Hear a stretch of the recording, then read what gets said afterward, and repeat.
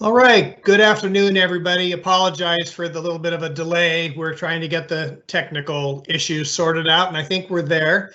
Welcome to the webinar. This is for the Department of Fish and Wildlife Rule Amendment Outreach. My name is Neil Alland. I'm the facilitator for this effort. So you'll see in front of you the agenda for today, and just real quickly, I want to review how this will work. Before we go anywhere else on the agenda, I want to mention that there is a special email box that's been set up. If you want to provide any kind of feedback on the rules or anything you've heard, then you can email that to fishpassagerules@dfw.wa.gov.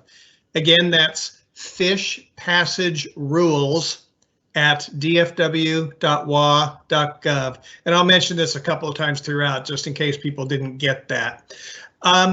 So the process for today, what we're trying to do is just provide background information to folks so you can think about the topics, think about what rules should include, and get feedback to us. We've scheduled 3 presentations. They're about a half hour each. And after each presentation, we have a little bit of time so you can ask any questions on what you saw in those presentations, more clarifying questions at that point. And then when all 3 are done, we're going to provide some general open time. You can provide any kind of thoughts you have, things you want DFW to think about and consider when undertaking the rule process, and any other questions that you want to ask. The way you ask questions, we're not having verbal Q&A. Instead, I'd ask you to use the chat box. So you can anytime insert a question in there. The chat box is being monitored, and we'll if we can, hopefully the technology will work and we'll be able to see those. And if something happens, either you have to leave or something with the technology isn't working, just send us an email with your questions and somebody will get back to you with that. So I'm going to talk real briefly, kind of at a higher level, about how the rule development and amendment process works. Whenever a state agency wants to amend or adopt regulations, they're governed by the Administrative Procedures Act. And under the APA, there's 3 different phases of rulemaking. First is a general announcement that's called the CR 101. And this is an announcement that just tells the world that the agency is about to undergo a rulemaking process. It doesn't start any official time clocks, but it's just to let people know that this is going to be happening. That is due to be published today in the State Register. So again, that kicks things off for the agency. The next step is it's a document called the CR 102, and this is filed when the agency has proposed rule language and wants to hold formal hearings on that rule language.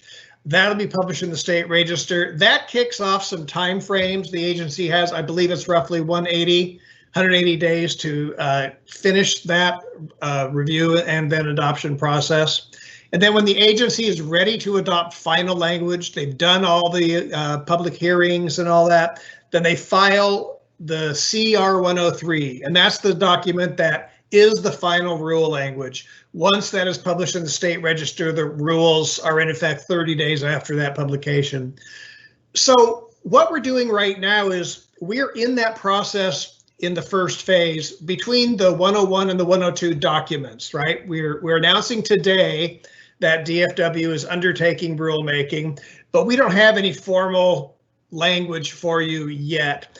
What we're trying to do is give information to you on the topics that we want to undertake, and we want to hear back from you what kind of topics we should consider in this rulemaking. And I think about it in terms of what would you like to see included in the rule, and if you have anything on the other end, what you don't want to see included in the rule. Those are kind of the, I'd say, the general parameters to think about. DFW is just really interested in hearing from you on how they should think about adjusting the state rules on that. So after this, we're going to take comments on this first phase until the end of July, on July 31st. And we'd like to have a general feeling from the public that has attended the webinars of what you want DFW to include. After that, the agency will look at this information that we've got, look at the feedback, and then think about the direction to go. They'll come up with some, not language yet, but still the kind of policy direction they think the rules should occur. They're going to go out again for feedback and comment then on the kind of the policy choices that are available to them, the direction they think they're going to go. Again, no rule language yet. So you can look for that in the fall, roughly September, October. They'll go out again. We'll do more of these webinars, and we'll have more specificity to show you and get feedback on that. And then we'll do one more round right before we file that proposed language and start the formal public hearings before we file the 102. And that'll be at the end of the year. And we'll have rule language to show you at that time. And so you can see we're kind of an iterative process, 3 different steps of outreach on that. So with that, I'm going to hand it over to Margin Carlson, the Deputy Director for Habitat Programs, and she's going to just give you some general feedback or general ideas on why the rules are being amended. So Margin, take it away. Well, good afternoon, everybody. Hope you can all hear me okay. As Neil said, my name's Margin Carlson. I'm the Director of the Habitat Program for the Department of Fish and Wildlife. Welcome, and thank you all for taking time out of your busy days and the work you're still trying to accomplish in these crazy times to spend some time with us talking about fish passage and screening.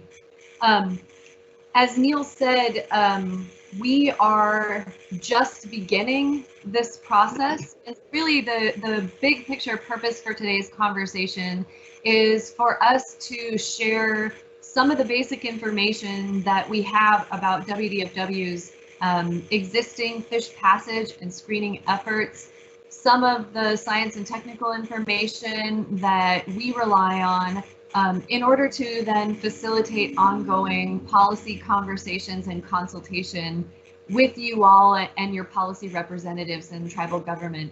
That's an important process for us, and particularly given that we have not as an agency conducted rules around fish passage and screening in the past. We wanted to make sure to get off on the right foot and provide as much information as we could to support those ongoing conversations.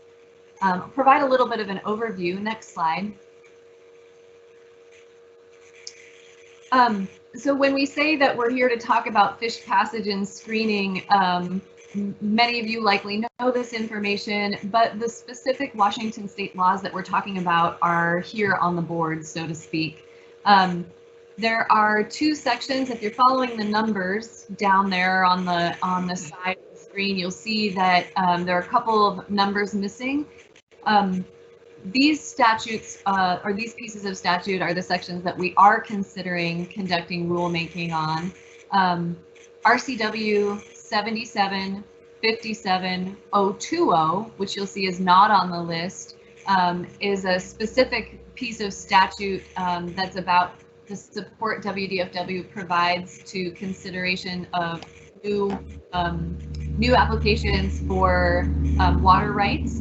And it's not a part of our what we consider to be our fish passage and screening program, so we are not considering rulemaking on that piece of statute. Similarly, Chapter 7757 has a section that talks about a particular pilot project in Eastern Washington, and we are not considering rulemaking on that either. However, what, as I said, we are considering is how to create rules around the fish passage and screening core of the work that we do. Next slide. The heart of this chapter 7757 is that is to require fish passage and screening remedies that are approved by DFW. So that's really the heart of this statute. And as I mentioned earlier, that although we haven't created rules as an agency around this piece of statute before, we do have a decades-long and robust program that's been in place. And so part of what we're hoping for in this rulemaking is to better codify the standards and practices that we've found to be very effective and very important for ensuring those fish passage and screening outcomes, but at the same time ask some really open-ended and thoughtful questions of you all and your colleagues in tribal government, as well as some members of the public and stakeholders in subsequent meetings, so that we can really get feedback and flesh out our thinking about these topics. Some of those items are complicated, and there's room for us as an agency to really hear what you have to say and consider what actions we would want to take in rule. Another consideration for us in this scoping phase is, as it mentioned at the end of the last slide, is that some of the pieces of this statute are outdated, as you could maybe imagine. For a piece of statute that was written in 1949, much of the thinking from the legislature has changed since then, and so there are, in particular, the statute specifies certain remedies or legal remedies that are available to the department that just probably aren't tenable and don't. We think they don't probably match either what the legislature expects of us in terms of respectful public service, nor our own agency values. And again, some of them feel pretty drastic. And so we'll be looking for additional opportunities to take what we have seen to be successful in improving compliance with particular statutes and find ways of codifying those and considering those in this rulemaking as well. As I began to mention, our main goals of this rulemaking are to take some of those current standards that we've seen work really well and be effective for fish passage and screening, and actually codify those in rule. So specifically, in-stream structures, how do we make sure that fish have adequate passage? Screening and diversion, so how do we make sure that when water is being diverted from a stream for legitimate uses, that we are being clear about what the standards are for screening those water diversions to make sure that fish don't end up in places that we don't want them to be. And then finally, a big area of work for us has been understanding how climate change is likely to affect stream conditions in Washington. We want to make sure that we are articulating standards for fish passage, for water crossing structures that not only work under today's flows, but that give us the greatest confidence that they will effectively pass fish, even when we consider the flows that we think are likely in the future. As I mentioned, compliance with these standards and these three main goals is important to us. Like many of you, I'm sure you see that rules are only as good as you're able to enforce them.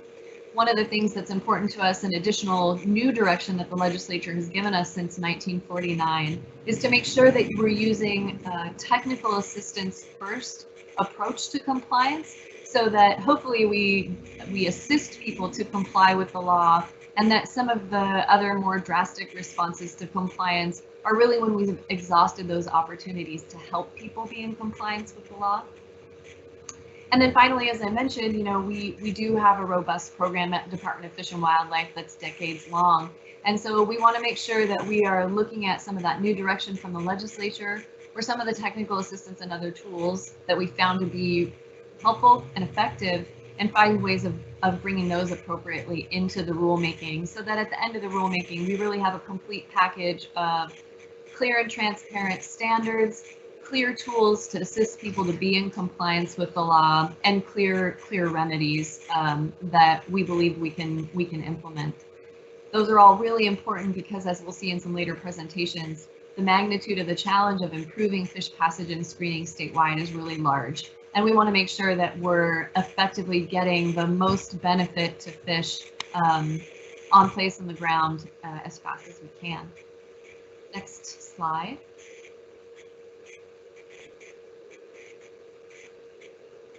So as that next slide is coming up, one of the last things I want to emphasize is that, as I mentioned earlier, we are trying to use an approach that we've seen to be really helpful in other policy arenas.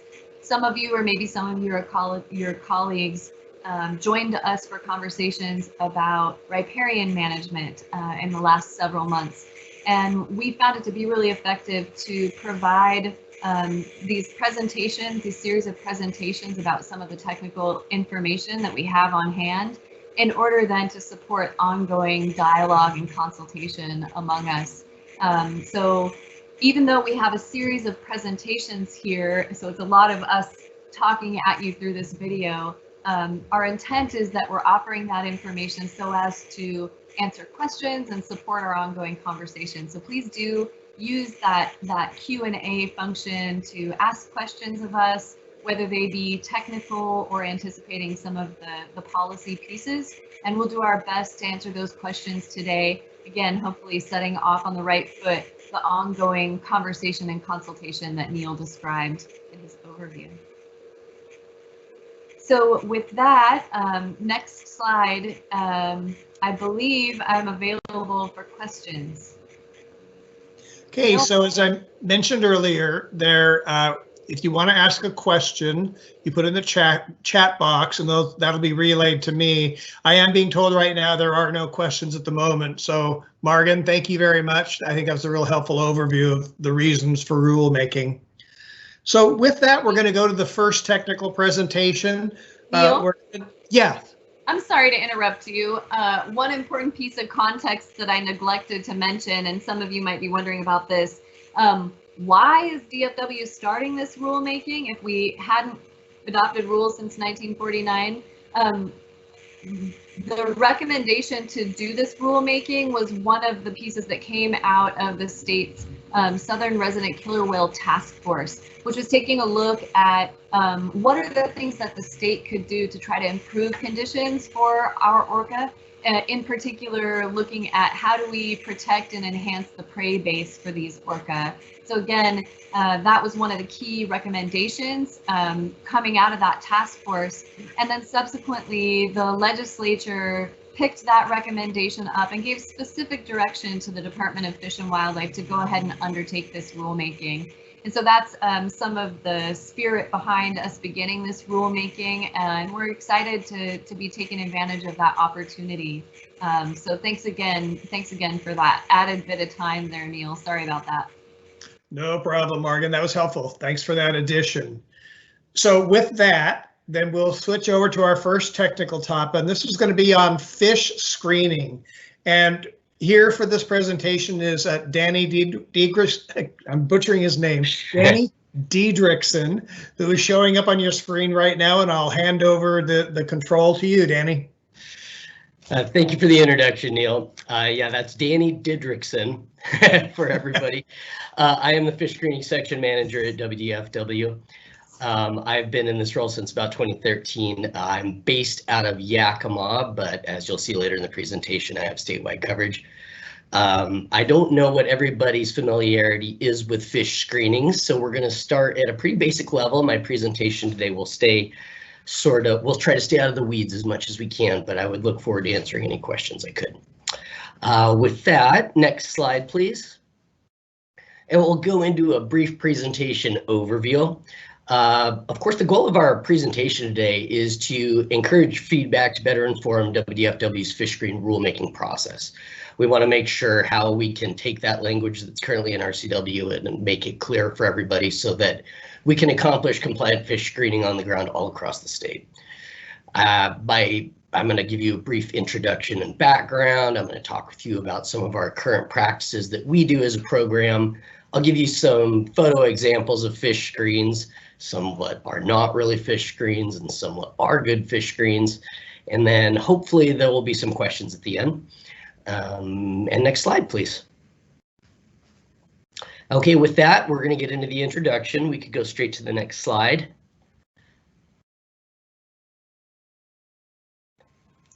Okay, so this is the cutout that includes all those sections that Morgan probably very appropriately did not include in the opening slide. I've highlighted the sections that specifically pertain to fish screening, and this is the language that we're attempting to clarify. Next slide, please. I think it's important to start out from a really common knowledge base. So let's define what a fish screen is for our purposes today. So Danny, can I barge in for just a second? My apologies. Of course, Neil. Margaret, do you want to acknowledge that one comment? Sure, yeah, it sounds like we got a comment or a recommendation that as part of a rules update process, we should update our a different agency document called our water crossing design guidelines to deal with new science and deficiencies. And so thank you for that comment. I really appreciate the engagement. I think an important point about this rulemaking is that, and this person is maybe aware and acknowledging it, much of the way that we have achieved improvement and compliance in fish passage and screening has been when someone undertakes a construction project, we use our other direct authority, our hydraulic project approval or HPA authority, to require those fish passage and screening standards. And the water crossing design guidelines is one of our fundamental underlying pieces of engineering and science and standards that we use in that process. What's missing from that water crossing design guidelines, because it's been an advancement since we first published that document, is the climate adapted culverts. In other words, this new information that we've gotten that enables us to predict or foresee, what the future stream conditions will be. We didn't have that when we published the design guidelines, and so it is our intent to use this rulemaking to establish what those climate friendly, climate smart water crossing design guidelines are. And that would constitute an update to our water crossing design standards, and would then also be required when someone undertakes a construction project. We would use the updated standards from this rulemaking that also include climate adaptation. So thanks for the chance to speak to that. Thank you, Morgan. Okay, Danny, please take it away again, and apologies for the interruption. Oh, no, that was important. I have no problem with that at all. Okay, I think we were just about to describe or define, what a fish screen is. So for the purposes of our talk today, fish screens are facilities that prevent fish, primarily young fish and fish with poor swimming abilities, such as larvae, from being entrained into surface water diversions. This is associated primarily with downstream migration and rearing habitat. I've got two photos that you see on the slide there. The one on your left is a gravity-driven fish screen, and the one on the right is a pump-driven fish screen. And that's the two general categories that I'll be talking about today. For those of you that may be more familiar with fish screening, you'll know that there's an incredible amount of diversity within both of those categories, and a lot of crossover too. But I think for what our goals are today, this should get the job done. Next slide, please. Here's a bit of a cartoon to better go into depth on what I was just saying about gravity screens and pump screens. Again, reiterating the amount of variability in each, I've got the gravity screen depicted in the left side of the slide, where you have a channel spanning diversion dam that serves as a water surface elevation check structure, just backing the water up so that they are sure to be able to get it down the intake canal. You'll see that there's a head gate at the actual point of diversion, and then water and sometimes fish from the natural system are entrained into that canal. We have our fish screen located a little bit further down, and a fish bypass, which is just in front of the fish screen. The idea is that these sites are set up so that all fish coming into the site will volitionally be encouraged to go out the fish bypass, never come in contact with the screen in any way, certainly never get behind it. That would be the goal. Then as a nice byproduct, you get the water users get very clean, screened, free of debris water going down to where they need it, perhaps for irrigation. So you've got cleaner water coming into sprinkler heads when you have compliant fish screening. It's a nice setup, protects fish well. We see it work well all across the state. The image to the right is maybe a little bit more intuitive, and it shows a pump screen. In that scenario, you have the compliant fish screen is on the end of the intake line, which goes up to the pump, and then the pump sends the water back to where it's needed, further back in the egg fields or whatever the water use may be. Next slide, please. So we touched on the RCWs. We know there are requirements for fish screening. These two images show the unfortunate result of what can happen when fish screens are not operated correctly or not present. The image on the left is of an intake canal. This is what can happen if you don't have a screen. Many of the gravity diversions, well, many diversions period in Washington, are associated with some seasonality. So there might be a startup and a shutdown date for water use. Well, if you don't have a fish screen in your intake canal and time to turn off your water, this is what can happen. There may be some fish stranded in the bottom of the canal. That might also be the case that it just may not be operated correctly. Perhaps they do have a compliant fish screen, but there's actually a specific way that we work with water users to shut their diversions down. And if you don't do it correctly, this is what can happen. The image on the right shows what happens when fish go through an unscreened pump diversion. Fish going through pumps are not a real great scenario. We'd like to avoid that, and that's what screening can do, is prevent things like this. Next slide, please.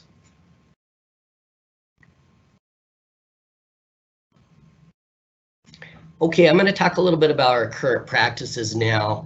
I'm thinking that it's a good idea to start with a little bit of context of challenge. So next slide. This image shows all of the known surface water diversions in the state of Washington. These diversions all have water rights or permits of some sort, and they're recognized by our Department of Ecology. There's over 49,000 green dots on this slide right here. Admittedly, some of these dots are not on fish-bearing waters. This is everything. So there are some springs and diversions above natural barriers and things like that. We're currently working to more precisely scope our problem statement and have a better understanding of where that overlap lies, where you have, irrigation diversions or diversions for other purposes, and really important fish stocks. We're concerned about all fish species and we want everything to be screened appropriately. And this is just kind of how we're working through mentally trying to figure out where to start. Next slide. So for our current practices, for some background, WDFW has been in the fish screening business for nearly 100 years. Based out of Yakima primarily is where things got started at the state level. We were screening things just downstream of where the state had early hatcheries back in the 1800s and turn of the century. They had hatcheries operating then, and we wanted to protect our return on investment. If we were paying the money and putting in the resources to grow fish, it was a real hard thing for the department to see when they would be released and then head out into the irrigation fields just downstream, in example in the Yakima Basin. So we started screening to keep fish out of there. That of course has grown. In fact, in 1928, we put our first fish screens out on the Olympic Peninsula in the Dungeness system. That was the first place the state really tried to do this. And it worked out really well and spread throughout the state afterwards. There were some private entities already doing fish screening ahead of WDFW, or Department of Fish or Game at the time. And it's got a long history to it, and we've got a lot of expertise. Our fish screen shop in Yakima was founded in 1946. I've got some pictures later on in the presentation of what we do now. Education and outreach is vital to our efforts. If we don't facilitate some understanding and buy-in from the water users, we find that fish screens are not nearly as effective. If people can understand why they need to have them, if they want to protect fish, which I have talked to very few folks who don't want to protect fish. It's more that, well, how do we do it without making our ability to take water really difficult or really expensive? And that's where the rubber meets the road. And we really like working these problem statements out to successful resolution. Look forward to doing it in the future as well. So that emphasis on education is of paramount importance. We do have multiple people throughout the state to execute this. We utilize lots of different funding sources, including state general funds. We get funding from entities like Grant County PUD, Bonneville Power Administration, many PUDs across the state, and have funded fish screening projects. And the more we do, the better outreach we can get. And as long as we make sure we're doing a good job, the word of mouth spreads very well and is a very strong encourager for the folks that use the water. Next slide, please. So I spoke about our presence across the state. This is a slide of the biologists on the fish screening team. Jenny Novak covers the Upper Columbia and its tributaries. Sean Taylor covers Southeast Washington, Snake River, Walla Walla Basin.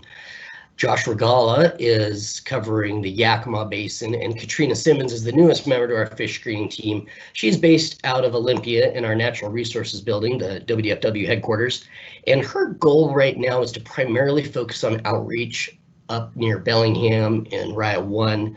We're trying to make sure that we're getting a foothold into Western Washington. It hasn't been an area that our screen team has classically focused our outreach efforts. And it's really just an artifact of geography. But now that we see the importance of all the diversions and understand how water is being used across the state, we're able to more effectively work with folks to get screens in where they need to be. So we look forward to continuing that. And I myself have statewide coverage and beyond. Actually, we work with all the Pacific Northwest states and our federal partners and tribal partners to make sure we're doing everything we can do. Next slide, please.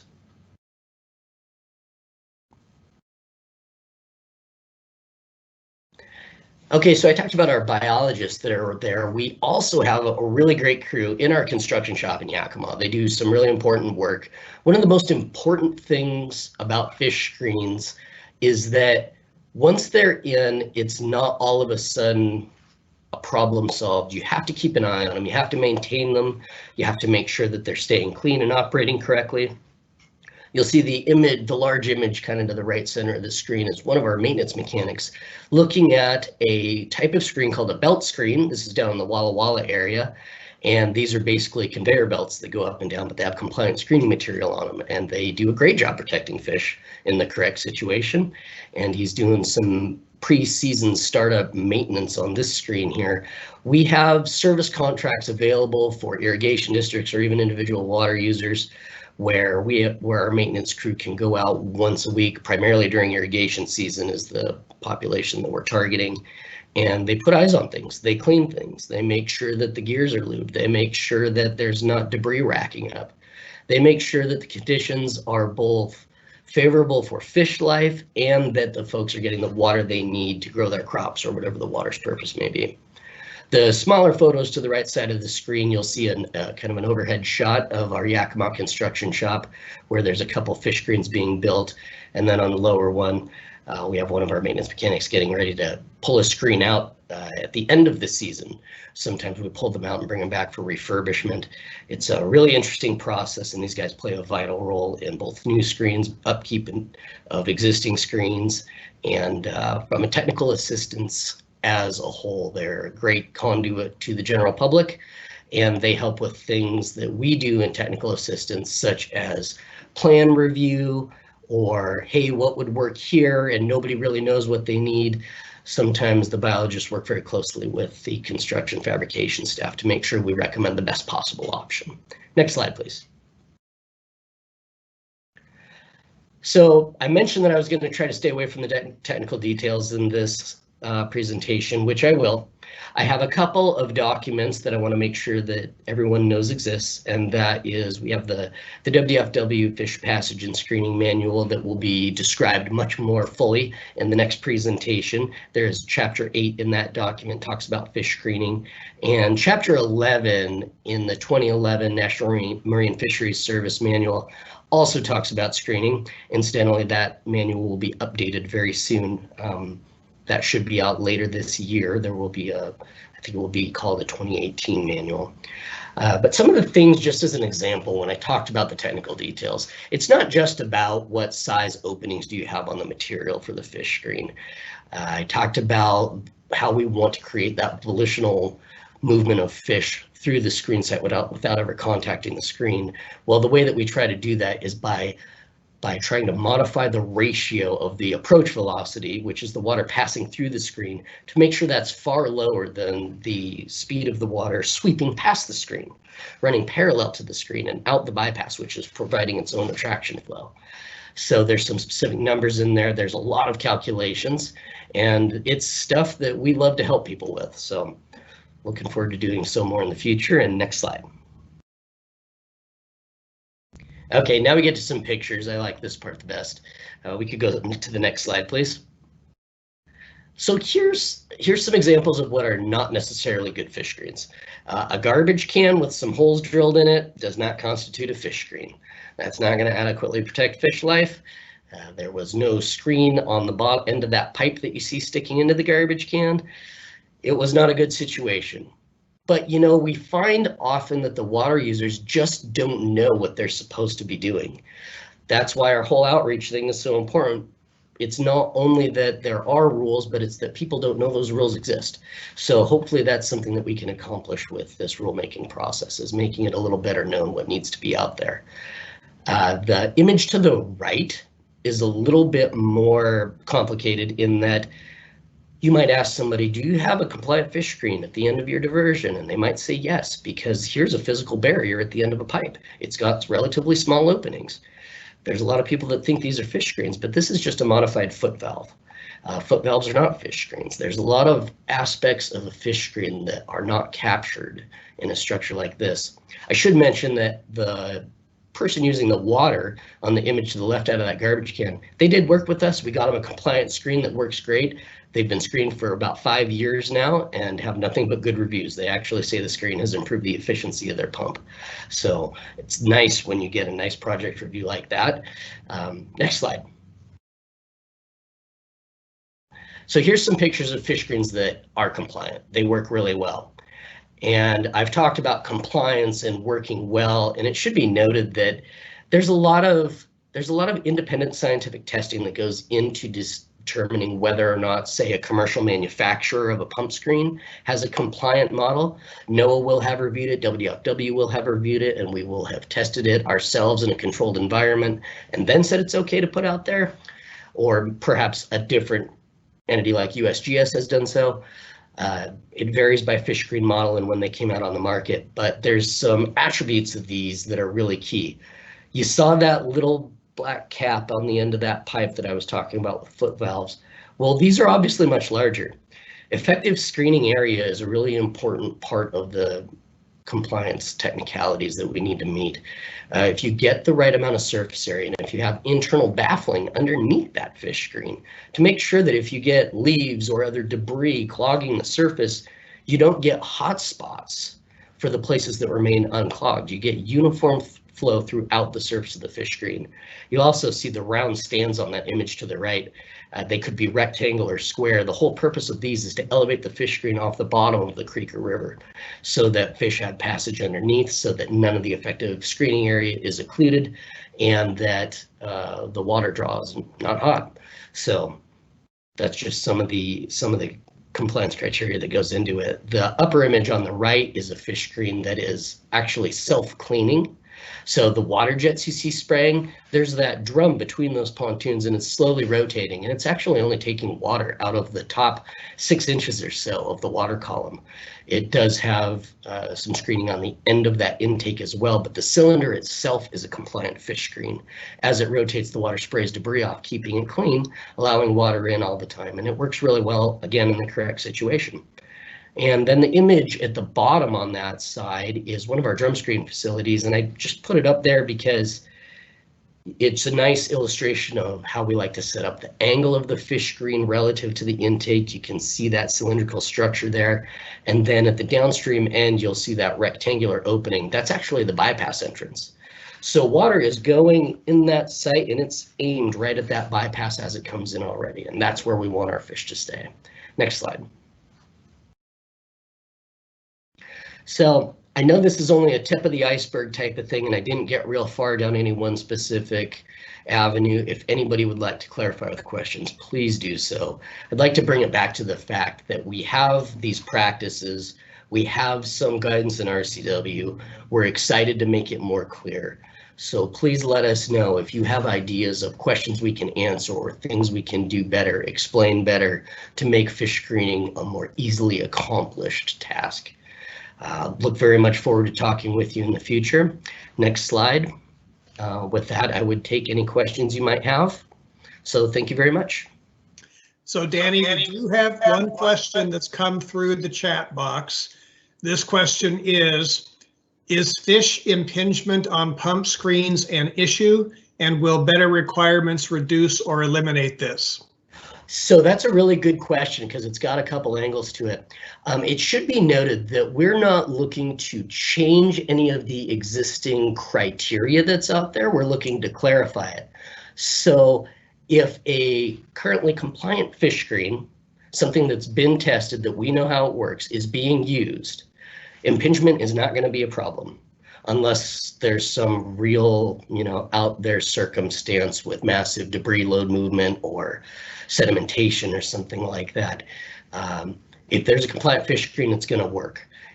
The problems will come when somebody is using something other than a true fish screen, when they're using the right size mesh or the coffee can with the holes drilled in a type of approach.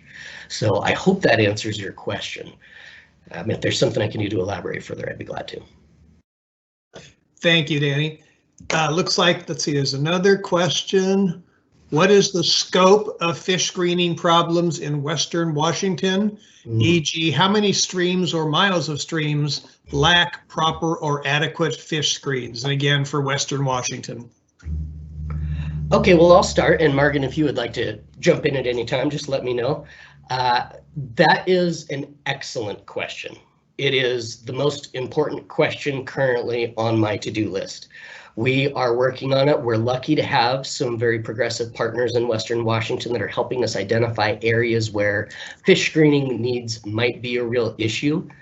Short answer, I don't have a lineal measurement. I don't have an exact number of diversions in certain rivers. We're working with Department of Ecology. We're working ourselves to scope the problem. Any information that anybody has that they'd like to bring forward to us, we'll be interested to listen to. If we know of diversions that need fish screens, we'd like to get them. I can say that as an agency right now, we don't have a whole bunch documented in our database because it just hasn't been an area that we've had the capacity to focus on. And I feel very lucky to work in a program where they recognize the importance of this, of fish screening as a regulatory necessity, but as a restoration activity. This is a great way to protect fish life.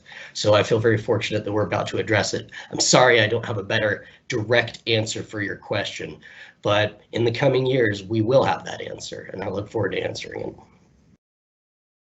Margan, do you want to add to that? No, I don't think I need to add to Danny's excellent answer. I think he's right on. We're learning more about the magnitude of the problem, and that's made it clear to us that we need to be able to answer the question that this person asked, so that we can actually get to what I was talking about, which is having more confidence that the ways we focus and use our resources and address our attention get the most benefit to fish possible as soon as possible. But I would like to answer the other question. Did you want to read that one, Neil, or would you like me to read that one? Let's see. What is the scope of fish screening problems in Western Washington? There's one right about that. So I think the question is, where does the policy of using technical assistance where does the policy of using technical assistance first come from? And that's something I had mentioned in my presentation. Great question. The legislature passed RCW 43.05, RCW 4305. And the gist of that statute is the legislature codifying its direction, not just to DFW, but to the other natural resource agencies as well.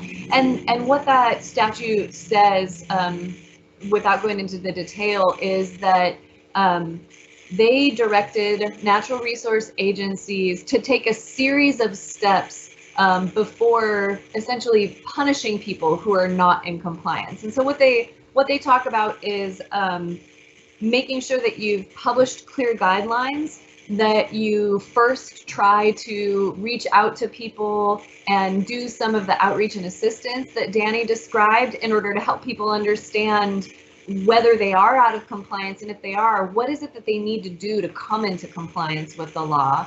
And really only after we've exhausted that type of outreach, that those steps of being clear about what the standards are and making sure it's clear and in writing to people what they need to do to come into compliance, only after exhausting those steps do we think about using some of the remedies that are more about punishment to hold people accountable. For some authorities, they have an ability to levy fines or penalties.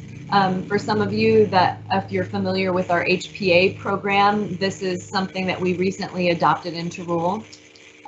We can talk more later in the presentation. We aren't able to issue penalties for fish passage and screening. That's not an authority or a remedy that the legislature has given us. But some of the other remedies that are identified in the existing statute are either a little outdated and drastic, or they just don't reflect everything we know now about how to remedy or compensate for fish passage and screening. So, for example, the statute talks about, actually gives DFW the authority to go onto somebody's private property, create a fix, and then essentially create a lien against somebody's property. That was a piece of the statute that was written in 1949. And we don't believe that even though the legislature hasn't specifically gone back to change that law, we don't believe that part of the law reflects what the legislature currently expects of DFW in dealing with the public and improving compliance, nor does it really reflect our own values. I think the other challenge with a drastic approach like that is, as you've seen already from Danny's presentation, and you'll see in the subsequent presentations that talk about fish passage, that's not a tool that DFW would be able to use at that scope and scale across the state. Similarly, one of the only compensation remedy that's identified in the statute is putting in artificial production for streams when a barrier is in place. Now, that's certainly a tool we use, and it exists here in Washington. We've got the largest hatchery system in the world, but we also know and we know there's a lot more we can do to restore the natural functioning of the ecosystems, and we get good outcomes doing that as well. And so we're interested in making sure that the remedies we explore include more of that type of thinking. And the statute is just written in a limited way. So that was a little more than you asked for, but I hope that was helpful. Thanks, Morgan. I think that is a very helpful background. I don't see any further questions, so we'll go to the next presentation. So I'll introduce Christy Rains. She's the manager of the Fish Passage program. And Christy, why don't you take it away to give the presentation on fish passage? Well, good afternoon and welcome everyone. Thanks for joining us this afternoon. My name is Christy Rains and I am the Fish Passage Inventory and Assessment Section Manager with WDFW. I've also listed Dan Barrett's name there. He is our Fish Passage Training Coordinator. So if you're interested in training after this presentation or information about our protocols, either one of us are good resources. Next slide. So to get us started on the right foot, or on the same foot, I'd like to start by defining what I mean by fish passage. So when I'm talking about my protocols later on, are our protocols, the fish passage barrier assessment protocols, we are describing adult passage. And the species specifically are the 5 Pacific salmon, the pink chum, coho, chinook, and sockeye, as well as steelhead trout. And when we are discussing fish passage, we're talking about the adult of those species and their ability to be able to pass unhindered through a natural or man-made barrier, or natural or man-made in-stream feature during flows when they would be expected to be moving. Next slide. And I think we're all familiar with the anadromous life cycle of the salmon and steelhead. They emerge from their redds in their freshwater habitat. They rear for a period of time as they mature and make their way to the Pacific Ocean, spend most of their life cycle out in the ocean, and then return back to their natal freshwater streams to spawn and start the cycle over again. Next slide. And it's here, this part of their life cycle, the adult phase, when they're migrating back upstream, that we are assessing for fish passage with our protocols. This is also a portion of their life cycle that is significantly hindered currently due to fish passage barriers in freshwater streams. Next slide. So the one part of the 7757 statute that applies to fish passage is the 030, where it discusses dams and other obstructions. Next slide. Here I've provided a summary of that statute, but in general, what it says is that we know that certain in-stream features such as dams and some other obstructions are barriers to fish passage, and that anyone who owns one of these or has one of these on their property is required to correct it for fish passage or remove it. And that if they don't within some period of time, then WDFW will do it for them with some implication. And Margaret had mentioned earlier, this is one of the places they talk about, you know, a lien on a property. But in general, that's what the nutshell or the nutshell summary of the RCW is telling us for this portion.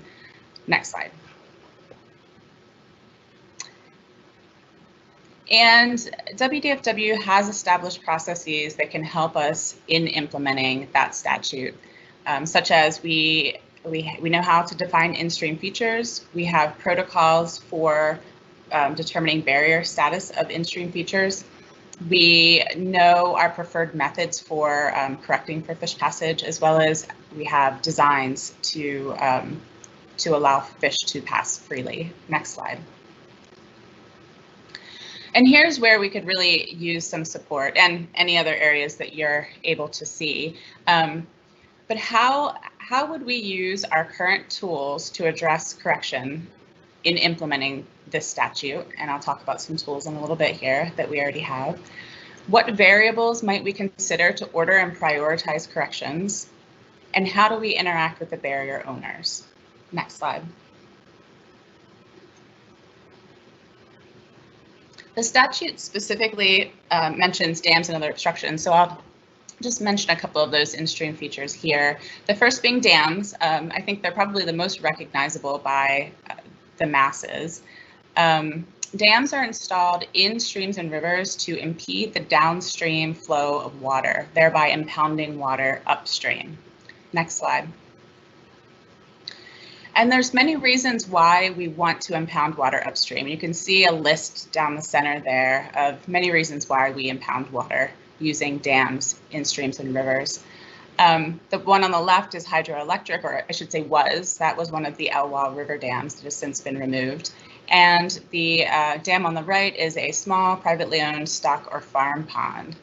But regardless of ownership or purpose or scale, it's easy to see how these features are fish passage barriers, how they block them from accessing their upstream spawning and rearing habitat. Next slide. Another major feature are road culverts. And here I just want to share with you the change over time on the landscape. So here I'm showing you the USGS historic topo map from 1897 of the Big Seuss Creek drainage. And you can see there are some roads that are crossing that drainage. Next slide. But when we overlay the 2013 road network, you can see that drainage is just crisscrossed with roads. And presumably at each of these points where a road crosses over the stream, there's some sort of water crossing feature. And when you're lower in the systems, you might, where the rivers are larger and deeper, you might have a bridge. Next slide. But the predominant in-stream feature on the landscape at these points is going to be road culverts, as you see here. There's 3 examples throughout that drainage network. And when these road culverts were installed and designed, they were not designed for fish passage. They were designed to get water from one side of the roadway to the other so that you had road stability. And subsequently, a large proportion of these are barriers to salmon and steelhead today. Next slide. And this is just to kind of give you a little bit more information on, you know, what the other obstructions might be in the dams and obstructions of the RCW. But you can see that culverts make up 84%, and this is our query of our current fish passage barriers in our database. And 84% of those barriers are culverts, followed by dams and then natural barriers. So this might just be a note that maybe we want to by name culverts like dams are by named in the following statutes. Next slide. So now I want to talk to you about what tools the Fish Passage Division offers and remind you of the first question that I had for us to think about, which was how do we use our current tools to address correction in implementing this RCW? Next slide. Here are several areas of support that the Fish Passage Division provides. We have protocol for barrier assessment and habitat identification. We have a centralized database that we also make publicly available. We provide free training on our protocols. We provide guidance and support for barrier correction and design, and ongoing technical assistance throughout any one of these stages. Next slide. So here is the cover of our Fish Passage Inventory Assessment and Prioritization Manual. It was most recently updated in 2019. The biggest thing that I want to share with you here is that we had two previous versions of this manual, one dated 2000 and one 2009, and the core barrier assessment protocols that were in the 2000 manual as well as 2009 have not changed. So those core protocols have remained the same through this 2019 version. What has changed though is that through delivering training and through supporting people through understand our data and what our assessments are actually telling us, we realized that we needed to provide a lot more clarity in our protocols and a lot more information on why we're collecting the measurements that we are and what our data is actually telling us at the end of it. And then finally, this manual is used to implement the U.S. First Washington Culvert Injunction. And also Danny mentioned as well, this is one of the tools that you can use for water diversion and screening for assessing those features. Next slide.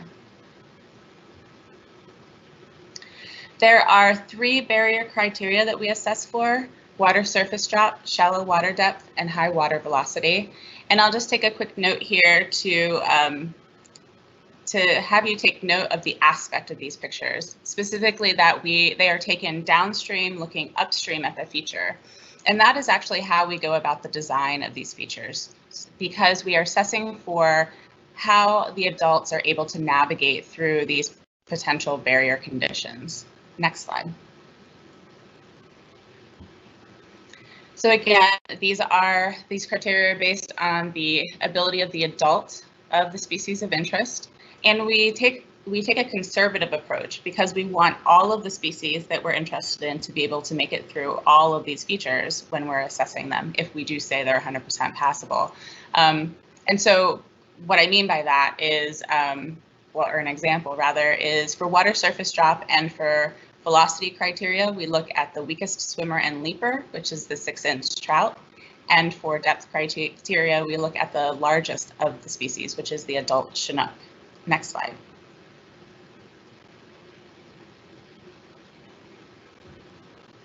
We have assessment protocols for all the different in-stream features that you can encounter. As I mentioned, culverts are our highest proportion, so I'm giving you an example of what we do for culverts here. We have 2 levels for our culvert assessments. Level A, which identifies the most obvious water surface drop and slope barriers, slope being a surrogate for depth and velocity. And then if we're not able to determine a barrier from level A status, then we do a level B, which is a simple hydraulic analysis to determine depth and velocity barriers. Next slide. There are some additional features that can hinder the passage of salmon and steelhead, such as sediment and debris buildup, or racks and gates can hinder the passage, or damaged or deteriorated culverts can also hinder passage. Next slide. And here I want to mention that we have a fish passage database. So barrier assessments that are conducted statewide are then submitted back to us and housed in our database. At the bottom there, you can see the full name, the Fish Passage and Diversion Screening Inventory Database, or FPDSI.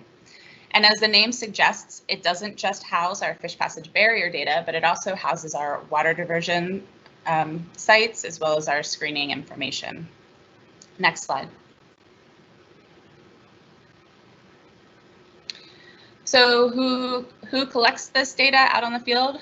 Primarily, it is our inventory and assessment field crew that's out there. We've had some level of a field crew at WDFW collecting similar data to what we collect today since at least the 80s.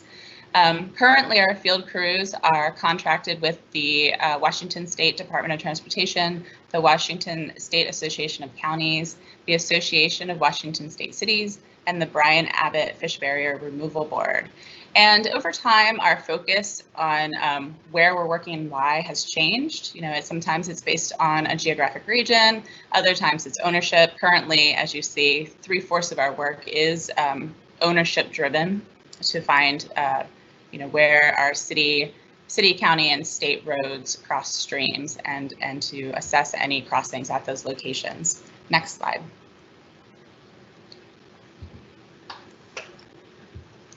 As I mentioned, we offer free training. We can't do this alone. We've been doing it for a long time, but we are far from having a complete statewide inventory of our in-stream features. And so we train people. And like I mentioned too, this is a good opportunity for us to learn a lot as well on what's working for people and where we could improve. But we have repeat people that come back year after year and train up their summer crews. And then ideally, people then submit their data back to us so we can get it into our database. Throughout this process too, we're providing technical assistance all along the way so that we can ensure that we're helping our partners as much as we can to be successful in their work. And also it helps to ensure that we get high quality data to submit it to our database. Next slide.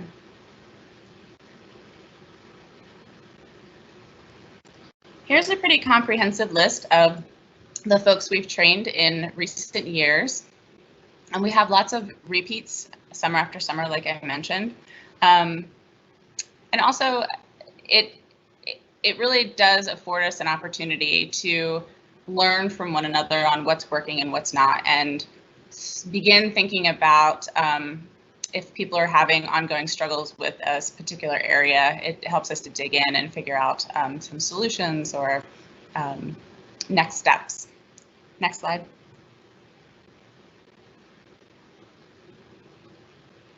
So what does all this get us? We have a protocol, we have a database to collect those data, we collect tons of data, we train people to collect data. What that all helps us to see is the magnitude of the problem. And I want to just note that this is just the northwest corner of Washington. It is the US versus Washington Culvert Injunction case area, RIAs 1-23.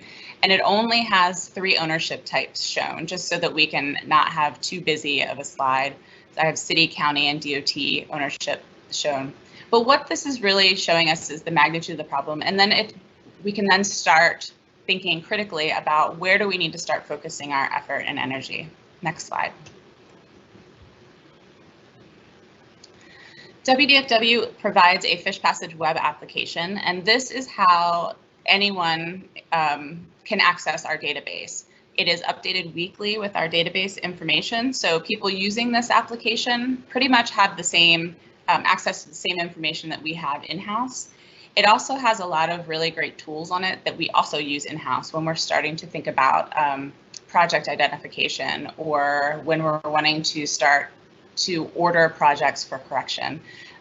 You can also download data sets from here. So if you were interested in a specific geographic region or ownership, you could download those data and then use them in ArcGIS or other platforms for your own work and ordering sites for correction. Next slide. And then a final tool that's on the more front end of things, more foundational work, are habitat surveys. So habitat surveys help us to quantify and qualify habitat gain. It helps us to better understand relative value of correcting one site over another. We provide training on habitat surveys. Habitat surveys can be flexible in that you can choose the variables that are of greatest interest, or I guess interest is the best way to say that. And also it takes into account spawning and rearing habitat, whereas our barrier assessment protocols are focused on the adult passage. The habitat surveys then consider all species, all life stages to understand the relative value of correcting one site over another. Next slide.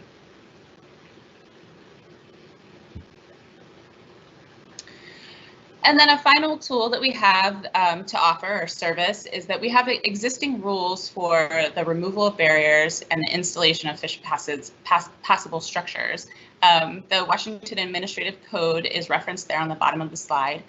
But in general, what it would look like is that a WDFW biologist and engineer would work with landowners to determine the best solution for that particular site and landscape.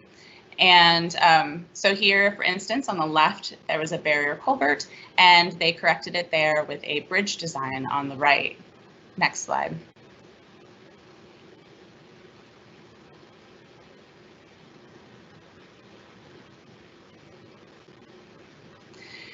And then also there are existing rules for fish passage improvement structures. And same thing, DFW biologists and engineers can help support you with this. The Washington Administrative Code is referenced there on the bottom for you. And what fish passage improvement structures are is that you are building a fish ladder or a weir or a rough-in channel, or adding on this additional improvement structure that allows for fish passage around a barrier structure. So you can see there on the left is a water diversion dam that was full spanning. And then on the right, what they did is they added a rough-in channel on the left bank side to allow for fish passage. Next slide.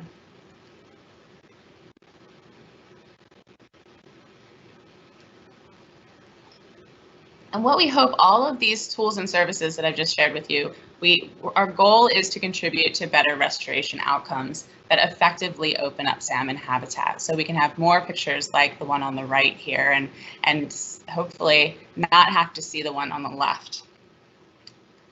Next.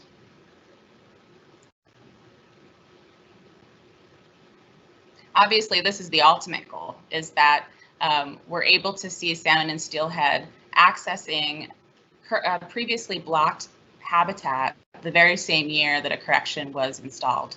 Next slide. So let's recap, kind of end where we began. I just shared with you that WDFW has established protocols, or processes rather, that would be able to support the implementation of this RCW. We have inventory and assessment protocols to assess for fish passage barriers. We have a centralized and publicly available database. We understand habitat and how to look at the relative benefit of one site over another, of correcting one site over another.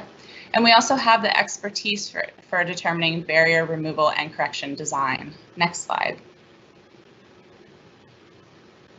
But here are some of the questions that we're hoping to answer or get feedback on. How do we use our current tools to address correction in implementing the RCW? What variables might we consider to order and prioritize corrections? And how do we interact with barrier landowners? Next slide. And with that, I'll take any questions. Great, thank you, Christy. Well, we have a couple of questions queued up, and it appears actually the first one is back to Danny. So Danny, the question is, are there cooperative efforts to document, map, and monitor diversion locations and their screening efforts between DFW, DNR, ecology, and counties?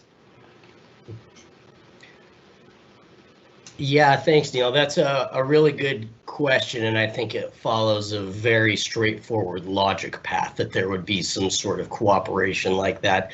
And I can say that there is, maybe to provide a little bit of context to frame how we're doing this. I should let you know I mentioned that I started in 2013. Well, if you rewind to 2012, our fish screening section was comprised of one person working half-time. So we've grown a bit since then, and we haven't had time to fully explore everything that there is to do out there. We've been stuck in the decades previous when we had limited staff in a very responsive mode, picking the low-hanging fruit that others were bringing to us, so to speak, so that projects were very opportunistic. Now I can say that we have been reaching out not only to water users, but to Department of Ecology and Department of Natural Resources. I've presented multiple times to Ecology, and they have come forward as a great working partner, and they are very actively involved, particularly in the efforts that I mentioned Katrina Simmons was undertaking in Raya 1 up near Bellingham. We are working very closely with them, as well as Whatcom Conservation District, to better understand exactly where things are at and really do some of those mapping monitoring exercises that you mentioned in the question. I can say that we've also done a lot of outreach to conservation districts all across the state and the surf boards. And we're just sort of in the infancy of making this happen. We're at a point that's really exciting because we're about to undertake these exercises to really understand exactly where things are happening. So overall answer is no, we don't have some established partnership that we're sharing documentation with everybody yet. But with Ecology, we have the groundwork for that, and I'm excited to include those other partners going forward.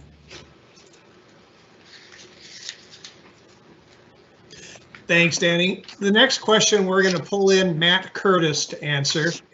This question is, what is the current policy regarding pond leveling devices, or quote, beaver deceivers, close quote, in type F waters? Many of these structures have been permitted without proper fish passage requirements. Matt, take it away.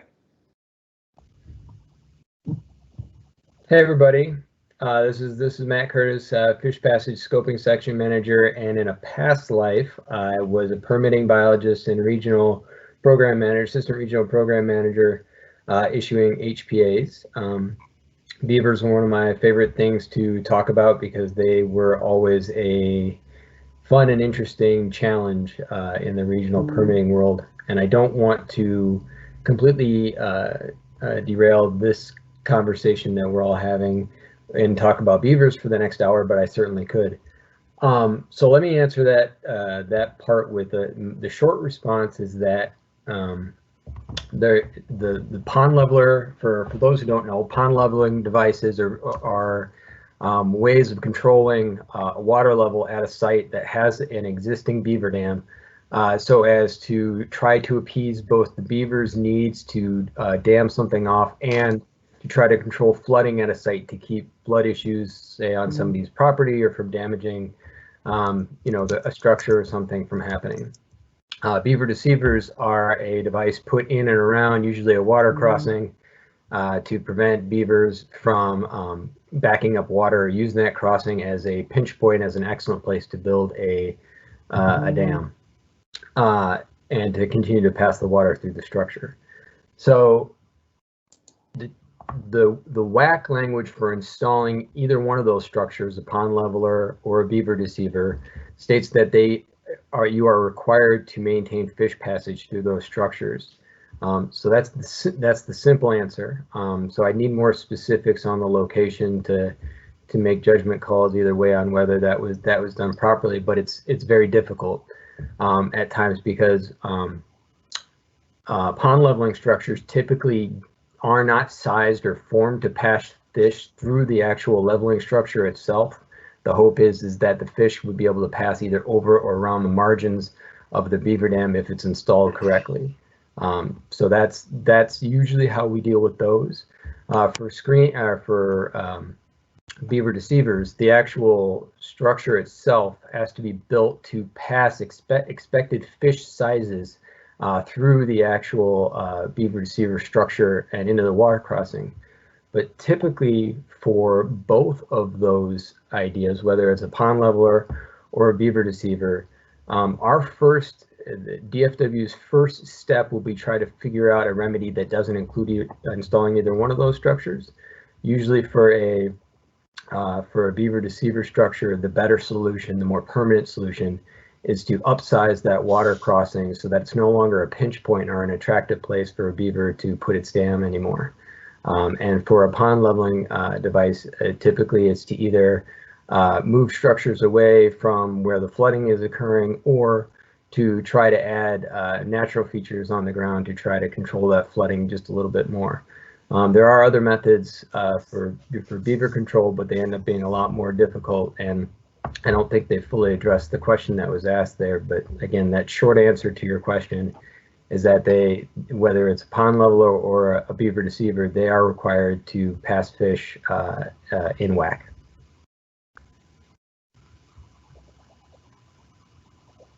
Thank you, Matt. The next question we have is, if WDFW has no regulatory authority to fine or punish for non-compliance, what is the incentive for the landowner to comply if they don't want to? And we'll have Margaret Carlson address this. Yeah, great question. The short answer is, well, we do have some authorities, as I was speaking to earlier, that you might call punishment. I really got to think of a better word than that, but we're concerned about those because of how outdated they are. So that's the piece I was mentioning, where the statute describes that DFW may go onto private property and make passage happen. But again, we're really concerned. We've never used that authority because it's so problematic from a standpoint of not matching our own and the legislature's expectations in terms of how we deal respectfully with the public relative to compliance. But similarly, as you've seen from the slides in Christie's and Danny's presentations, that's not actually a practical solution when you look at the magnitude statewide. However, what we are trying to do, and I don't have a final answer on this, but we're trying to explore how and whether WDFW's general enforcement authorities may apply in these situations to give us other remedies that sort of better match current day thinking and legislative expectations about how we deal with people when they refuse to come into compliance once we've used those other voluntary remedies.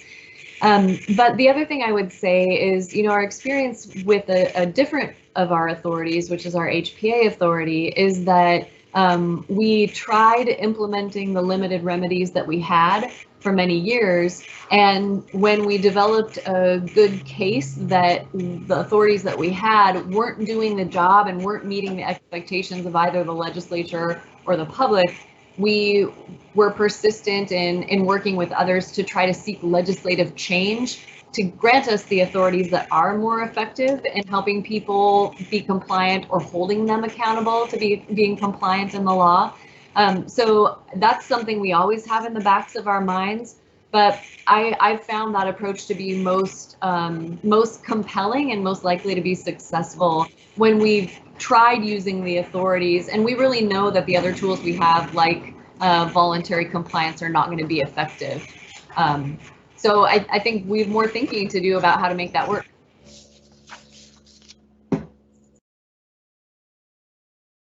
Great, thank you much, Morgan. So that's all the questions we have on this topic. So let's move to the next presentation. And this presentation is on climate adaptive structures, preparing for the impacts of climate change. And with us to do this presentation is Jane Affa from the Science Division. So Jane, take it away.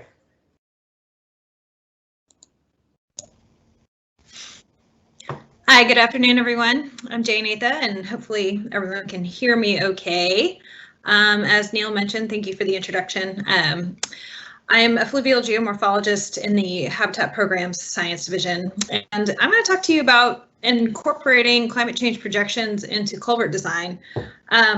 Christy did a great job illustrating really the magnitude of the problem that we have with barrier culverts. And while fortunately we're very actively making efforts towards correcting those barrier culverts, we're also building new roads. We expect these pipes to be in the landscape for 30 up to 100 years. And we now have an understanding that climate change is going to affect some of the ways that our streams function into the future within the lifespan of these structures. And so, you know, we've been working for the past 5 years or so to really investigate how we might consider those projections in our designs. Can I have the next slide, please? So one of the main considerations that I want everyone and that we should be thinking about, not just me, for rulemaking is what factors should WDFW consider while we're weighing criteria and standards for requiring a wider culvert that will accommodate these future flows. And this is to really avoid having to prematurely replace or maintain the structure due to climate change impacts. Next slide. So we've been collaborating on an ongoing basis with the Climate Impacts Group up at the University of Washington, and we've had some key funders for this work, the first and primary one being the U.S. Fish and Wildlife Service and also the USGS, and we've had some money as well from other partners. Next slide. So WDFW's role in culvert design. We provide design guidance for the protection of fish life and habitat, and I know that that's been something that's been brought up before, our design guidelines that are used heavily by partners, not just in Washington, but regionally as well. We issue permits for the installation of culverts. We enforce those regulations, and we also design culverts on our own lands and for other clients as well. We do a lot of technical assistance and review of design work in addition to that. Next slide. So transitioning now, Washington state climate is changing. Next slide. So the key regional response in our region is that we are anticipating less snow and more rain. So we're having about the same amount of precipitation in the state, but it's going to become more in the form of rain than snow. And that's going to also lead us to have higher peak flows in some areas. Next slide. So to illustrate this, this is a schematic of a cool climate flood. So if you look at this black V shape, imagine that as a valley, two hill slopes coming to a point at the bottom, which is our stream or our drainage. And as it precipitates, some of that precipitation lands on the hill slopes as snow, and then some of it in the lower elevations comes down as runoff or precipitation that moves as rain into these streams. And we have that certain freezing level where below that level it falls as rain, above it, it falls as snow. Next slide, please. So in a warmer climate, or when things begin to warm more, especially in these high elevation areas, that freezing level will begin to rise. So we will see more precipitation falling as rain, which will increase the amount of runoff. The rain will run off those hill slopes much more quickly than it would if it came down as snow. So that in turn is going to increase the amount of water and those peak flows that we see at a much more rapid rate in warmer climates. Next slide, please. We also anticipate changes in rain dominant basins. We're going to have projected shifts in seasonality where we see more intense rain events occurring in the winter, and then conversely we'll see much drier streams in the summertime. Next slide, please. So I want to talk a little bit about geomorphic culvert design, which is our preferred approach. Next slide. So the principles for geomorphic design, and by geomorphic processes, I'm really talking about the sediment, the wood, all of the things that get delivered downstream through the flow of water, that interaction between those two elements. And when we're thinking about simulating geomorphic processes through culverts, we're talking about stream simulation, where we have a channel inside the culvert, substrates and things that match the channel outside of the culvert. And the idea behind this, of course, oh gosh.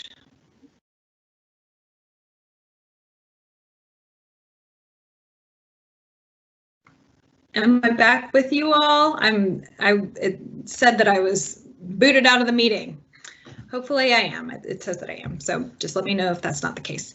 So anyhow, I think I was talking about this idea and really the underpinning of geomorphic approaches to design is that if we simulate the stream inside of the culvert the same as it is outside of the culvert, we'll have fish passage inside approximate to the fish passage outside of that structure. Next slide, please.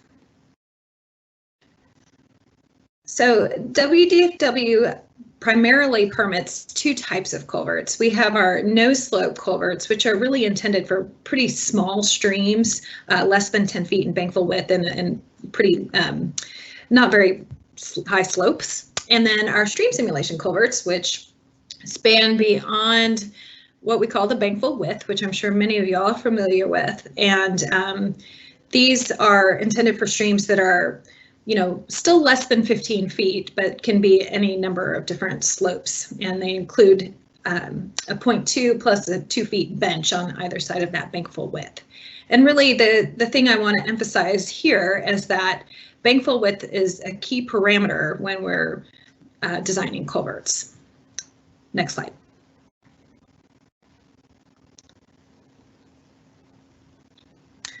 Structure width really does matter. If you have a under or poorly sized structure, it can not only cause damage to the road and to you know, everything structurally around that pipe, it also can cause severe damage to the stream beneath it, and of course with consequences for fish passage. Next slide, please. So how does our future climate tie into this geomorphic approach to culvert design? Well, future changes in climate are going to cause future changes in stream morphology. Next slide. And for this work, we looked at particular changes in bankful width due to climate change. Next slide. So the way we approached this work is that we looked at how climate is changing by the increases in temperature and changes in precipitation. Essentially, again, that we're going to see precipitation less in the form of snow and an increase in rainfall. And that is going to in turn cause increases in our runoff, which will in turn cause increases in the amount of stream flow that we see through our channel networks, and that is projected to increase the width of those channels in many places in the state. And because of that, the width of that channel, we might need to consider increasing our culvert sizes, because in the future they may not be fit to accommodate those future channel flows. And that of course has implications for fish passage and habitat. Next slide. So the rectangle that I have outlined here is showing you the part of this flow diagram that we modeled. Next slide. So our modeling process starts at the top with global climate models. So we worked again with the Climate Impacts Group, or SIG, and they selected 10 global climate models that best suit our region, and they give us future projections of temperature and precipitation. With those projections, we are able to input that into a hydrologic model, which projects future runoff. And with that future runoff, we're in turn able to estimate bankful flows. So that's that flow that occurs once every 1.5 to 2 years, which dictates what is an average bankful width of a channel. So we're able to predict that bankful width, which is our currency for culvert design. Next slide. So the Climate Impacts Group provided the climate information in that future projected runoff information. Next slide. And our agency in the Science Division worked to take that daily runoff, projected daily runoff data, and put it into future predicted baneful widths. Next slide. So a little bit more about the global climate models. So I mentioned that we used projections from 10 independent models, again, that are best suited to our climate and region, being on the coast, being, you know, with the Cascade Mountains or graphic effects. We looked at a moderate A1B global emissions scenario. They've been bias corrected for the Pacific Northwest, and importantly, we looked at 2 future time periods. We looked at the 2040s and the 2080s, because once again, these culverts are expected to last that long and provide fish passage for that duration. Next slide, please. So we were able to look at grid cells across the entire state, and there are over 5,000 of them. These are pretty high resolution grid cell data, about 12.5 square miles. Next slide. So within each of these grid cells, we have projections from 10 different global climate models. And we looked at the historical projections, modeled runs, which I'll talk a little bit about, and then we compared that with future time periods. And for this example, I'm showing you the 2080s, which is that kind of later in the century scenario. And so within each grid cell, we get the hydrographs, the model data for each of those 10 models. So we're looking at quite a bit of data here. Next slide, please. So hopefully this will best characterize how we came to get these percent changes in bankful width. We looked at a modeled historical run through that hydrologic model, which provides mean daily flows, and compared it to the 2 future projected runs. Oh, geez.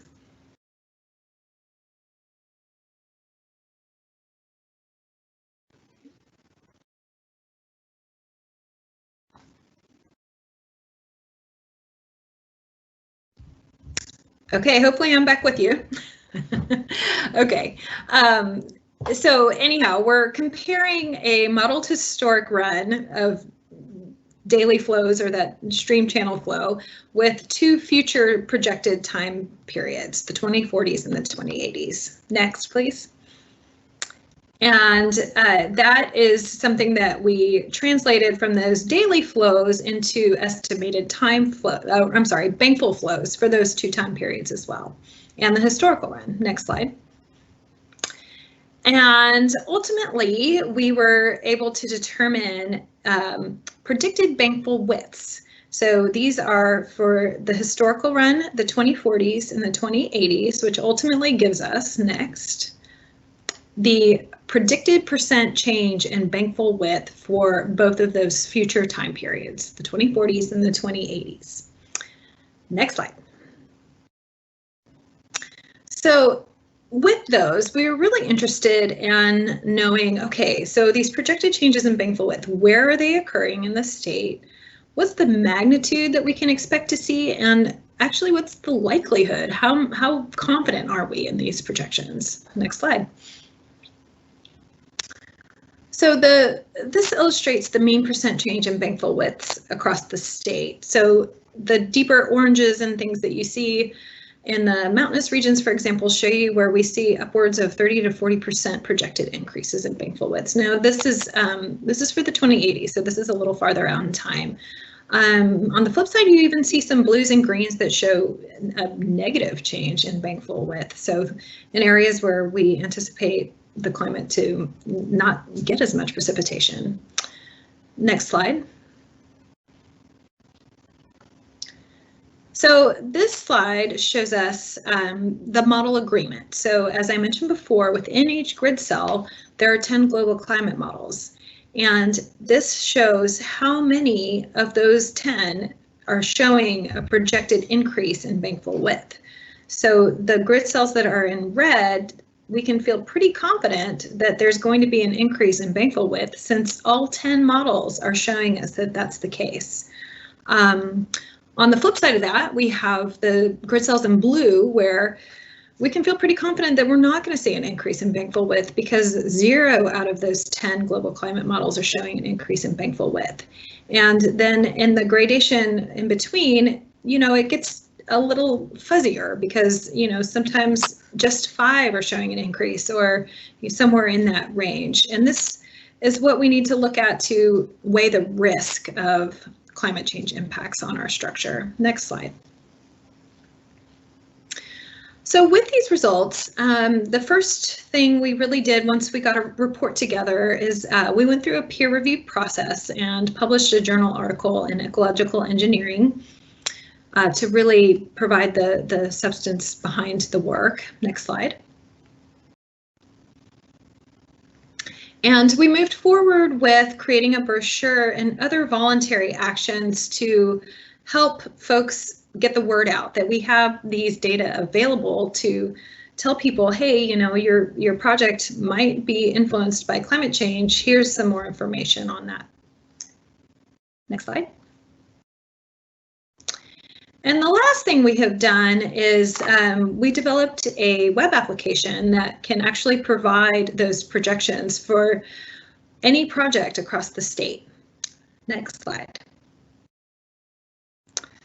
So the Habitat program now has an internet site that is available to anyone, external partners or internally, to look at future changes in bankful width and also the 100-year flood discharge. It's kind of similar to Stream Stats if you're familiar with that. You point and click anywhere on the site and it will delineate your upstream drainage basin and provide some useful data. And I'll show you a little bit about that on the next slide. Thanks. So once you locate your project in the interface, you can publish a report, and this is what the output looks like for those reports. Next. So here are just some of the key things that you can find on this report. It gives you where you're located, your drainage area, the bankful flow, the bankful width. These are percent changes. No, these are not exact numbers. These are comparisons, and that's an important piece of this. Also, percent change in projected for 100-year flood flows. And then you can also see in the left and right boxes how where each of the 10 models within that grid cell lies in terms of projected changes as well. Next slide. So some of our current work, this again is ongoing with the Climate Impacts Group. We're updating our projections. So we're looking at newer climate models. We are looking at improved land cover in our hydrologic model. So we're again going to refine what we have as output. We're also just implementing some of the things that we've learned in this course of 5 years or so from users, from data, and how we've been thinking about it. We've gotten generally just smarter about this. We met with a user group, part of our current funding, to really implement some of their suggestions to create better function and usability of the site. And we continue to provide technical assistance through certainly the rulemaking process and with our web application and interpretation. This is something that we do somewhat regularly through the course of our days. Next slide. So the bottom line is that bankful width is projected to increase in many watersheds due to climate change. And because of that, many of our culverts are at risk for being undersized. We now have a spatially explicit statewide assessment of the magnitude and likelihood of these changes in bankful width, as well as 100-year flood flows. And we've developed a framework for addressing uncertainty that's inherent in climate change projections. Next slide. So to pull it back around to why we're here, this consideration for rulemaking, again, moving forward, we would really appreciate feedback on what factors we should consider when we're weighing these criteria for incorporating climate change and how we would avoid premature replacements of structures because of this. And with that, I'll take any questions. Thank you, Jane. And there are no questions being listed in the chat box, so I think we're good for now. But thanks, that was a very helpful presentation. So we're at the end. Oh, I just see a question popping up. So let's go to that. What is the Habitat Program's internet site web link that gives the bank full width and 100-year flood info and reports? Sure. I don't know if it would be more useful for me to say it out loud. It is on our website, and I'm not sure, Neil, if there's a way that we can provide that through another mechanism. So we can provide the link. Margaret is suggesting let's type it in the chat. So Rachel, if you can type it into the chat box, that would be great. Okay, I will do that, and we'll send it back around. Great. And I don't see any other questions, but I'll sit tight for just another second, but not seeing any. Okay, so let's go to concluding remarks on this. So this is a time if people have any general comments or questions, if you want to give us any advice right now to the whole group. I'll remind you again, we have the email inbox, fish passage rules, all one word, at dfw.wa.gov. If you'd like to give us any feedback via that mailbox, then again, by July 31st would be great. That kind of helps us just develop the general parameters of what we want to address in the rulemaking. And before I go any further, I'm going to talk a little bit about next steps, but I want to hand it over to Margin Carlson to make some concluding remarks from her perspective. Margin? Thanks, Neil. First of all, just want to reiterate the thanks for you all taking the time, not just to tune in and hear what we were trying to offer as a basis for our ongoing conversations, but just the great engagement and the questions that we've gotten. Really do appreciate that so much. As you've heard at various points throughout the presentation, there are many aspects of making this real and improving it into the future where we are really looking for that dialogue and that feedback. So again, much appreciated. Neil will talk a little bit specifically about the next steps and reiterating those, but I just want to continue to invite you to keep the feedback and the questions going, and to continue to be engaged with us as we're in this scoping phase of this rulemaking. In my experience, that's the way we make the rules work the best and be the most effective in terms of the resources we're trying to protect and the expectations that folks have of them, is when we have this dialogue with you. So thank you all very much. Thanks for your patience as we're trying to make the most of this kind of dialogue in a remote world, and look forward to more conversation. Thank you. Thank you, Margin. And yeah, I want to reiterate too, the questions and the comments, they're really helpful so that the agency staff can know where to go. So just wrapping up today, again, we'd like your comments on this general opening phase by July 31st. That will help set some direction for rulemaking that the agency can move forward on. The next phase to watch for will take place in the fall, September/October.